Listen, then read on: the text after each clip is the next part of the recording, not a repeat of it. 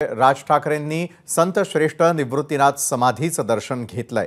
निवृत्तीनाथांची पालखी आज पंढरीकडे रवाना होणार आहे। राज ठाकरेंनी संत श्रेष्ठ निवृत्तीनाथ समाधीचं दर्शन घेतलंय, तर संस्थांच्या पदाधिकाऱ्यांकडून राज ठाकरेंचा यावेळी सत्कार करण्यात आला। मुकुल कुलकर्णी आपले प्रतिनिधी या संदर्भात अधिक माहिती देत आहेत। मुकुल, खरं तर राज ठाकरेंनी या संत श्रेष्ठ निवृत्तीनाथ समाधीचं दर्शन घेतलेलं आहे आणि नाशिक दौरा देखील त्या दृष्टीने अतिशय महत्त्वाचा, त्यातलाच हा एक टप्पा। काय सविस्तर माहिती आहे? विशाल, थोड्याच वेळापूर्वी राज ठाकरे त्र्यंबकनगरीमध्ये दाखल झालेले आहेत आणि आता सध्या ते संत श्रेष्ठ निवृत्तीनाथ महाराजांच्या संजीवन समाधीचं दर्शन घेत आहेत। त्यांच्या हस्ते इथे पूजाविधी देखील पार पडत आहेत। आज संत श्रेष्ठ निवृत्तीनाथ महाराज यांची पालखी मिरवणूक ही जी दिंडी आहे ही आता पंढरीच्या दिशेने मार्गस्थ होत आहे। 26 दिवसाचा हा प्रवास आहे।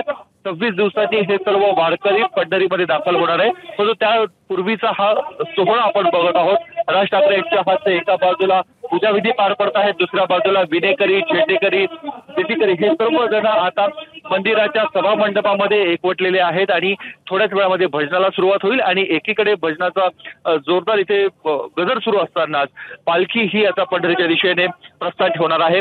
यंदाचं या पालखी मिरवणुकीचं वैशिष्ट्य हे आहे की मनसेअध्यक्ष राज ठाकरे या प्रस्थान सोहळ्याला इथे उपस्थित आहेत।